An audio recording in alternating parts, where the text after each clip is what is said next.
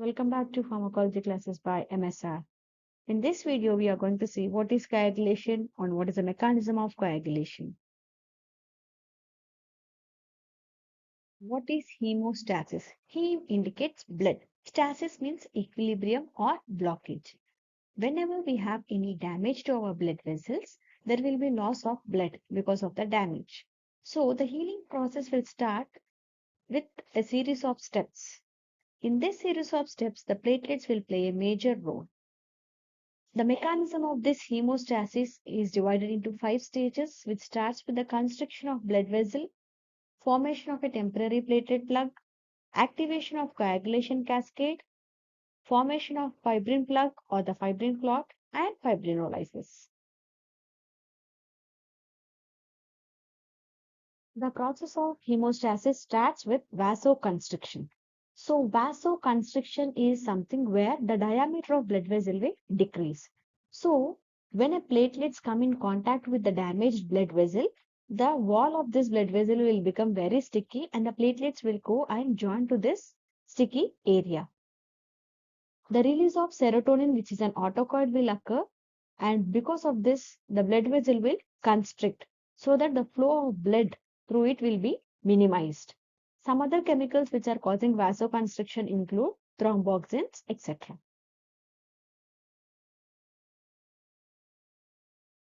After vasoconstriction, the second step is platelet plug formation. So what happens is, we have seen that in the first step, the walls of this blood vessel will become sticky. So the platelets will come and join or attach to this blood vessels. So the adherent platelets will dump one by other into these walls. And then they release certain substances which are called as adenosine diphosphate. This adenosine diphosphate will attract more platelets to this particular site. So the platelets will stick to this site and to the wall which is damaged, and they also will release certain chemicals. So this acts like a positive feedback mechanism where the platelets will rapidly arrive to that particular site and seal the site of damage. And that process is nothing but platelet plug formation.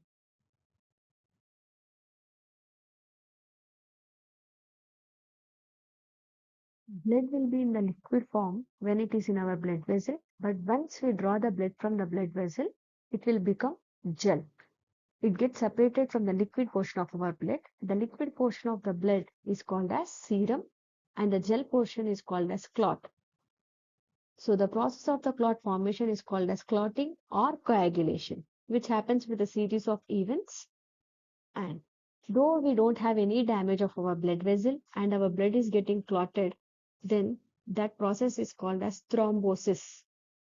Thrombus means clot formation.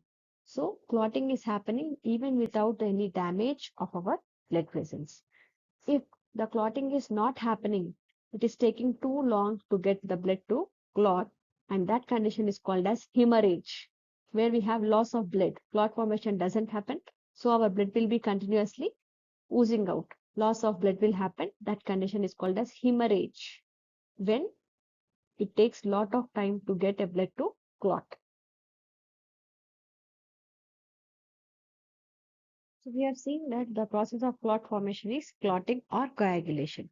This process of coagulation involves various clotting factors, and these factors include calcium ion and other inactive enzymes which are being synthesized from the liver cells called as hepatocytes, and then these are released into the bloodstream.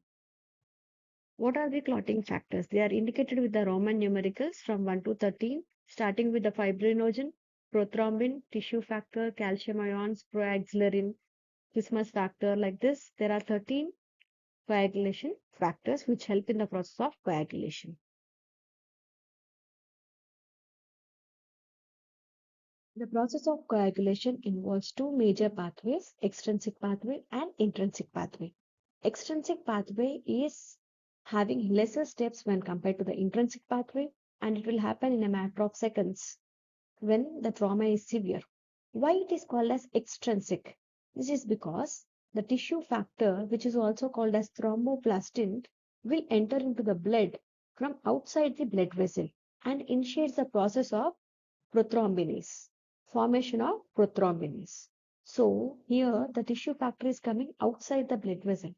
That is the reason it is called as extrinsic pathway, and it is helping for the formation of prothrombinase. So tissue factor, it is a combination of lipoproteins, phospholipids, which are released from the damaged cell. So this tissue factor, in the presence of calcium, it will start or begin a reactions which will ultimately activate the clotting factor 10. Once the clotting factor 10 is activated, it will combine with factor 5 in the presence of calcium, and it will activate an enzyme called as prothrombinase, by which our extrinsic pathway will finish.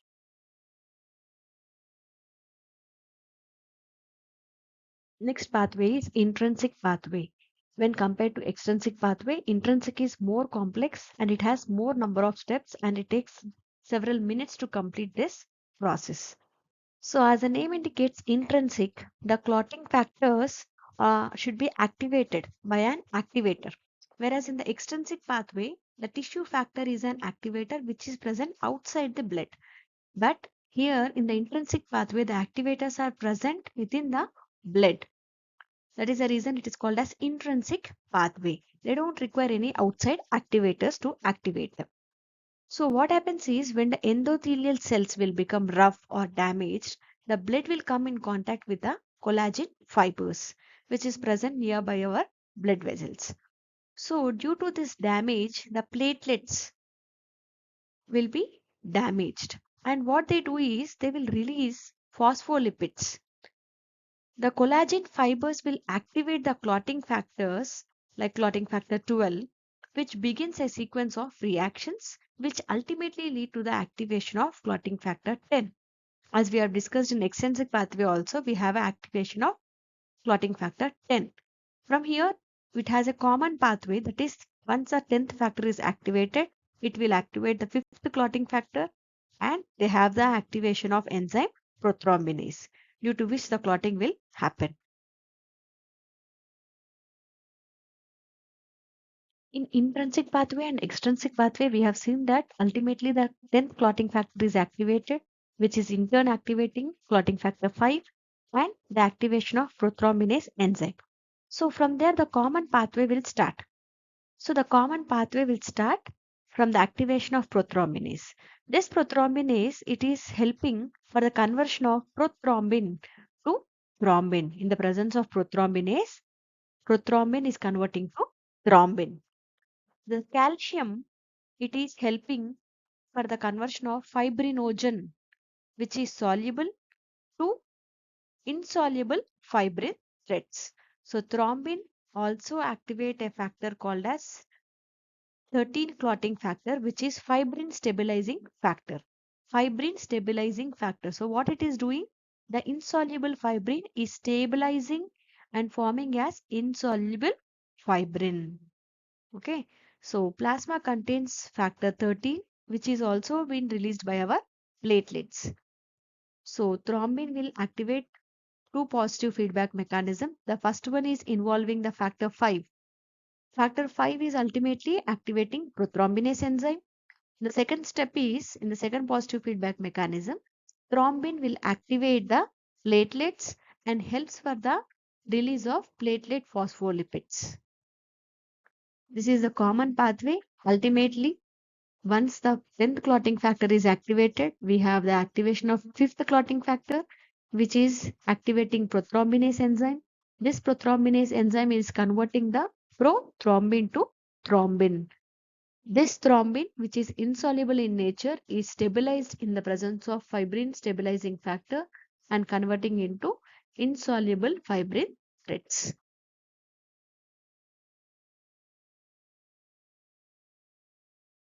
So in this image, you can see the common pathway, intrinsic and extrinsic pathways also. So extrinsic pathway, tissue factor is involved from outside. The activator of this pathway is tissue factor, which is outside the blood vessel. So this tissue factor, in the presence of calcium, it is activating the clotting factor 10. This clotting factor 10, in the presence of calcium ions, again it is activating an enzyme called as prothrombinase. If you see the intrinsic pathway, the clotting factors are activated by an activator which is present inside the blood. So it is called as intrinsic pathway. So when we have any damage, trauma, the clotting factor 12 is activated, which ultimately activates clotting factor 10. This clotting factor 10, again in the presence of calcium, will activate the enzyme prothrombinase. What this prothrombinase is doing? It is converting prothrombin to thrombin. Prothrombinase is an enzyme which is converting prothrombin to thrombin.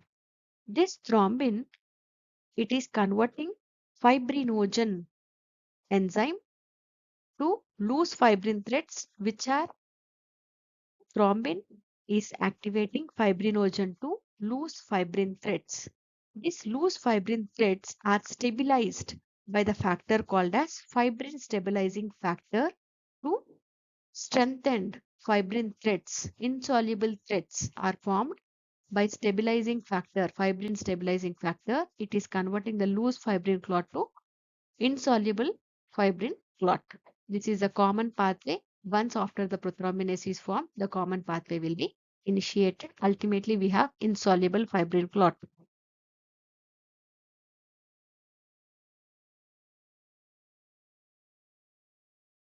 The next step is clot retraction.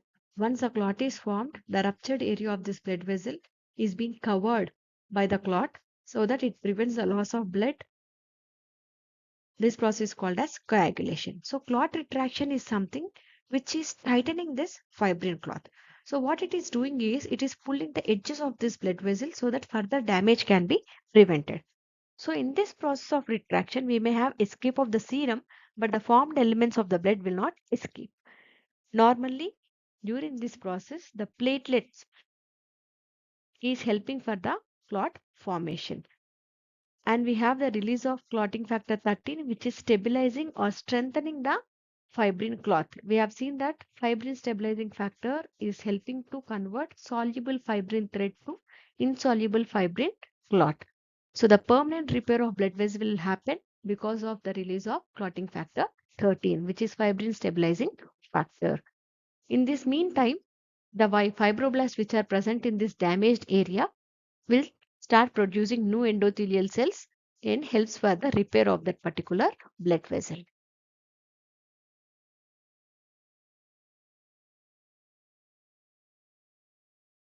The next step is fibrinolysis. Anywhere lysis indicates breakdown. So fibrinolysis is a process. Once a clot is formed, we are going to remove this clot after the healing of the blood vessel. And the breakdown of this clot is called as fibrinolysis. So once that blood vessel is healed, what is happening is in the clot, we have the inactive substance called as plasminogen. This plasminogen is getting converted to plasmin by the activators from the damaged endothelial cells. This plasmin will initiate the process of this breakdown of the fibrin. And the fibrin now is getting converted to soluble products, which is a waste material and removed by the process of phagocytosis. Phagocytosis is a process where the waste material or unwanted substances are engulfed and removed. So once the clot is removed, the healing process will restore and the blood vessel will work normally.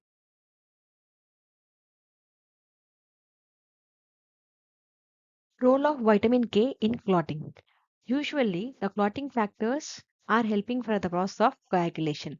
Vitamin K is helping for the synthesis of various clotting factors. That is the reason vitamin K is playing a major role in the process of clotting. So this vitamin K is a fat soluble vitamin which is absorbed from the intestine. So if the absorption rate is normal, then the vitamin K also will be absorbed and it helps for the process of clotting. People who are having the disorder like absorption of lipids, they will have uncontrollable bleeding because they don't have the vitamin K. Due to the deficiency of vitamin K, they will have deficiency of clotting factors and their activation. That is the reason clotting doesn't happen easily in the people who are having disorders of slow absorption of their lipids.